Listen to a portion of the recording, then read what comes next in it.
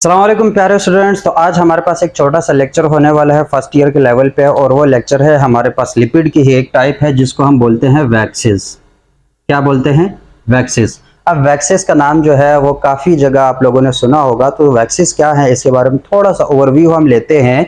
So basically जो waxes में wax का जो वर्ड है ना, क्या और कौन से वाला वैक्स, ये वैक्स पुरानी जो इंग्लिश थी हमारे पास ब्रिटिश की, उनमें, या इसको हम बोलते हैं एंग्लो सैक्सन इंग्लिश जो थी हमारे पास, वहां से एक वर्ड था वैक्स का, वहां से डिराइव हुआ है। अब उस वैक्स का मतलब क्या है? तो ये जो वैक्स है, इस वैक्स का मतलब ये, वो अंग्रेज कहते थे जो हनी कॉम्ब है, जो शहद का छत्ता होता है, उसको हम बोलते, वो बोलते थे वैक्स। तो वहां से वैक्स डिराइव हुआ, वहां से वर्ड जो है वो वैक्स डिराइव हुआ है। यहाँ से थोड़ा बहुत अंदाजा हो जाएगा कि वैक्स क्या है। वैक्स जैसे मोम हमारे पास होती है, या जो शहद के छत्ते के जो मटेरियल है उससे मिलता जुलता कोई मटेरियल होगा, या वही मटेरियल भी हो सकता है। So that are waxes. तो वैक्सेस हमारे पास क्या है, वो हम कह रहे हैं कि लिपिड्स की क्लास है। सो ये क्या होंगे, हमारे पास लिपिड्स होंगे।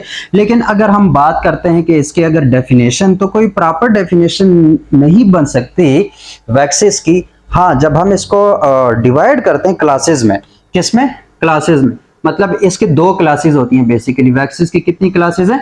दो। एक को हम बोलते हैं नेचुरल वैक्सेस, एक को क्या बोल रहे हैं हम? Natural waxes. मतलब ऐसे वैक्सेस, ऐसे मोम जो कि नेचर में बनते हैं, जो नेचर, जिसको इंसान नहीं बनाता, नेचर खुद बनाता है। जैसे हनी कॉम्ब है, उसको शहद की मक्खियां बनाती है, उनके डाइजेस्टिव सिस्टम से वो वाला मटेरियल निकलता है और ऐसे शहद का छत्ता बनता है। तो वो हमारा काम नहीं है। इसी तरीके से क्यूटिकल जो लेयर होती है हमारे पास, पौधे के ऊपर एक क्यूटिन की लेयर होती है, अभी समझाते हैं कि वो क्या चीज है। तो वो भी हमारे पास नेचुरल है। तो इस तरह के जो कि नेचर में बन रहे थे, कि ऑर्गेनिक कंपाउंड्स है, किसी ऑर्गेनिक चीज के अंदर से बन रही है, किसी नेचर के अंदर बन रही है, उसको हम बोलते हैं नेचुरल वैक्सेस। एक कुछ वैक्सेस ऐसे होते हैं जिसको हम बनाते हैं, जिसको हम बोलते हैं सिंथेटिक वैक्सेस। जिसको क्या बोलते हैं हम? Synthetic waxes. ठीक हो गया। तो जो नेचुरल वैक्सेस हैं उसको तो हम थोड़ा सा बायोकेमिस्ट्री के लिहाज से डिफाइन कर सकते हैं, लेकिन जो सिंथेटिक वैक्सेस हैं वो किसी एक चीज से नहीं बनते। काफी सारे हाइड्रोकार्बन है, ज्यादातर जो पेट्रोलियम के डेरिवेटिव्स हैं वहां से आप लोगों के जो सिंथेटिक वैक्सेस हैं वो बन रहे होते हैं। और सिंथेटिक वैक्सेस में सबसे इंपॉर्टेंट एक एग्जाम्पल की मैं बात करता हूं, तो वो है हमारे पास पैराफिन वैक्स। क्या है? Paraffin waxes. अब ये जो पैराफिन वैक्सेस होते हैं, ये इसका सबसे बड़ा यूज आपको मिलेगा कैंडल बनाने में। मोमबत्ती का नाम जो है, तो वो मोमबत्ती में मोम क्या है हमारे पास? वो मोमबत्ती में मोम हमारे पास बेसिकली एक सिंथेटिक वैक्स है, जिसके अंदर वो आप लोगों की रस्सी डल जाती है और वो आप लोगों की कैंडल लाइट डिनर कर रहे होते हो, तो वो जो कैंडल है वो उसमें जो मोम इस्तेमाल होता है वो बेसिकली पैराफिन वैक्स होता है। और ये जो सिंथेटिक वैक्सेस हैं, इसके ज्यादातर, इसको आगे हम डिस्कस नहीं कर रहे इसलिए अभी से बता रहा हूँ, सिंथेटिक वैक्सेस ज्यादातर आप लोगों के डेरिवेटिव्स होंगे। क्या होंगे? डेरिवेटिव्स होंगे दो चीजों के, या तो वो पेट्रोलियम के डेरिवेटिव्स हैं। अब पेट्रोलियम अंदर बहुत बड़ी क्लास है, पेट्रोलियम में बहुत सारे हाइड्रोकार्बन आप लोगों के ब्यूटेन से शुरू हो गए हेक्टेन तक चले जाते हैं, तो वो आप लोगों के वो भी पेट्रोलियम बेस्ड सिंथेटिक वैक्सेस हो सकते हैं। और इस तरह पॉलीएथिलीन जो है, पॉलीएथिलीन, अब एथिलीन क्या है हमारे पास? CH डबल बॉन्ड CH, ये क्या है? एथिलीन। अगर इस तरह के कई सारे N हमारे पास नंबर ऑफ कार्बन हो तो वो पॉलीएथिलीन बन जाते हैं। तो इसके हमारे पास क्या होते हैं? बहुत बड़े बड़े हमारे पास कंपाउंड्स है, तो इसी के डेरिवेटिव्स होते हैं सिंथेटिक वैक्सेस। तो ये तो हो गया हमारे पास सिंथेटिक वैक्सेस, जिसके इंपॉर्टेंट एग्जांपल पे पैराफिन वैक्सेस, और पैराफिन वैक्सेस आपके कैंडल बनाने में यूज होते हैं। इसके अलावा भी आपके जो सिंथेटिक वैक्सेस हैं वो आप लोगों के जैसे च्युइंग गम तो सब यूज करते हो, च्युइंग गम बबल जिसे बोलते हैं, तो वो बबल में भी आपको वैक्स मिलेगा। इसके अलावा आप लोग कोई भी बेकरी प्रोडक्ट उठा लो, मिसाल के तौर पर केक उठा लो, तो उसके ऊपर भी आपको सबसे बाहर एक लेयर होगी, वैक्स की लेयर होगी। तो इनका क्या, इनके काफी सारे प्रोटेक्टिव फंक्शंस होते हैं, तो वो चीज अलग है। तो ये हमारे पास हो गया सिंथेटिक वैक्सेस। अब आते हैं हम नेचुरल वैक्सेस, जिसके बारे में हमें समझना है क्योंकि वो बायोकेमिस्ट्री में हमारे लिए ज्यादा इंपॉर्टेंट है। वो ऑर्गेनिक चीजों से रिलेटेड है, जिंदा चीजों से रिलेटेड है। So what are natural waxes? अगर नेचुरल वैक्सेस को हम थोड़ा सा केमिकली डिफाइन करना चाहें, क्या करना चाहें? केमिकली उसको डिफाइन करना चाहें, तो उसको हम डिफाइन कर सकते हैं कि जो नेचुरल वैक्सेस होते हैं वो हमारे पास basically these are esters, these are esters. तो अब एस्टर्स नाम आ गया तो अब मसला नहीं होगा, क्योंकि हम असाइल ग्लाइसरॉल में भी हम इसको पढ़ चुके हैं, फास्फोलिपिड्स में भी पढ़ चुके हैं कि एस्टर्स क्या होते हैं। एस्टर्स क्या होते हैं? जब अल्कोहल किसके साथ रिएक्ट करता है? किसी भी फैटी एसिड के साथ या किसी कार्बोक्सिलिक एसिड के साथ रिएक्ट करता है तो एस्टर बनते हैं।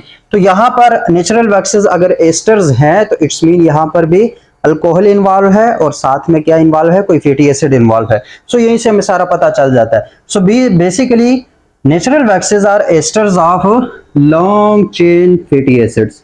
क्या है? Long chain fatty acids. एक बात देखो, हमें पता चल गया कि एस्टर्स का नाम आ गया तो इसमें एक कार्बोक्सिलिक ग्रुप इन्वॉल्व है, एक हमारे पास अल्कोहल ग्रुप इन्वॉल्व है। So long chain of fatty acids and क्या, लॉन्ग चेन्स ऑफ अल्कोहल्स। कौन से वाले? लॉन्ग चेन, वहां पे अल्कोहल के भी होंगे, लॉन्ग चेन हमारे पास फैटी एसिड के भी होंगे। अब असाइल ग्लाइसरॉल फिर उसको क्यों नहीं बोल रहे? क्योंकि असाइल ग्लाइसरॉल में थोड़ा सा फर्क है। असाइल ग्लाइसरॉल में टोटल हमारे पास 3 कार्बन वाला तो ग्लाइसरॉल है, वो कोई लंबा चेन नहीं है, लेकिन यहाँ पे लंबे हाइड्रोकार्बन के चेन होंगे और आखिर में क्या होगा? अल्कोहल होगा।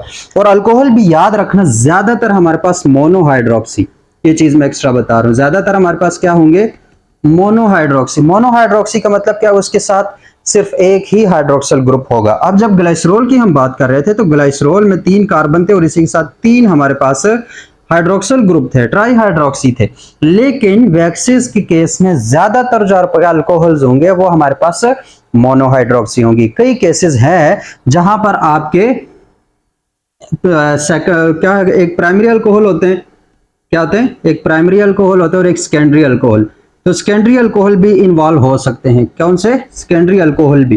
लेकिन सेकेंडरी अल्कोहल आपके ये सीन होगा कि ये कार्बन है, उसके साथ एक OH होगा, तो ये हमारे पास क्या है? बाकी अगर ये कार्बन के साथ है जो भी है, लेकिन ये प्राइमरी अल्कोहल हो जाती है। मतलब ये हमारे पास क्या है? अब अगर यहाँ पे CH3 है और ये OH है तो ये हमारे पास प्राइमरी अल्कोहल हो जाएंगे, क्योंकि एक ही इसमें हमारे पास क्या है? हाइड्रोक्सिल ग्रुप है। लेकिन यहाँ पे ट्राई हाइड्रोक्सी है, हाइड्रोक्सिल ग्रुप ज्यादा है।